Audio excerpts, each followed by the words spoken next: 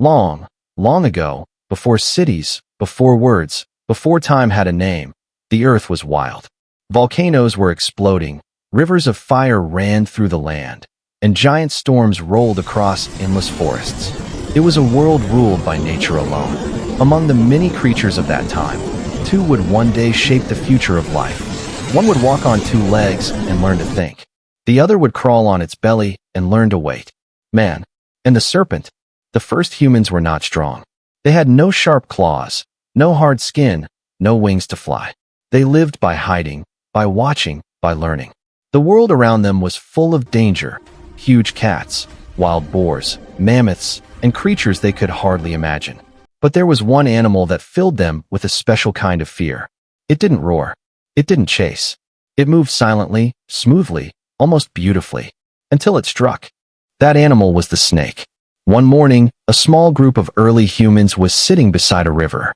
Children played near the water, women washed fruit and roots, men prepared their hunting tools. The air was calm, the light golden. Then, the grass near the river moved. A quiet hiss broke the silence.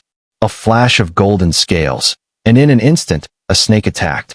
A scream echoed through the trees. People jumped, shouting and throwing stones. The snake fell still, and so did the tribe. They stared at it, the shining body, the lifeless eyes, and something ancient began to grow in their hearts. Fear. That moment changed humankind forever. From that day, the human brain learned to remember the shape of the serpent. The brain learned to see danger before it struck, to notice movement, pattern, and silence. Fear became not weakness, but protection. When night came, they gathered around a fire. The orange light danced on their faces as they whispered about the snake. The fire gave them warmth, but also courage. They began to tell stories about the creature that moved like water and killed like lightning. And from those stories, the human mind began to grow. It learned imagination. Soon, fear turned into curiosity. The people started to watch snakes closely. They saw how the snake shed its skin and came out new. And they wondered, could this be a sign of life starting again? Could death lead to rebirth? In time, people began to respect snakes.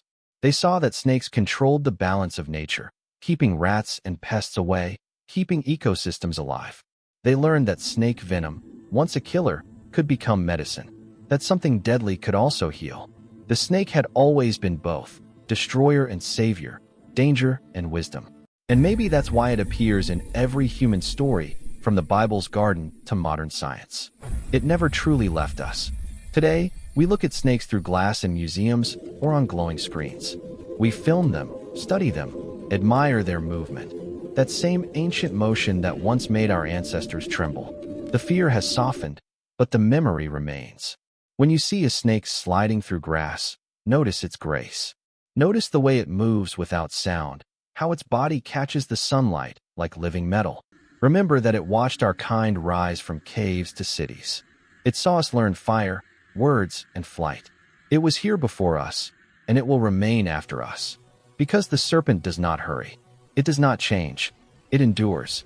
We, the noisy ones, who build and destroy and rebuild, we still carry the serpent inside our mind. That deep reminder that fear can be wisdom, that danger can teach. At the end of every age, the fire still burns. The stars above us are the same ones that shone on our ancestors' nights. The serpent still moves across the earth, silent and patient. And in its eyes, if you look closely, you might see a reflection of yourself. A creature still learning, still afraid, still alive. Because long before gods and kings, before science and stories, there was only the earth, the fire, and the serpent.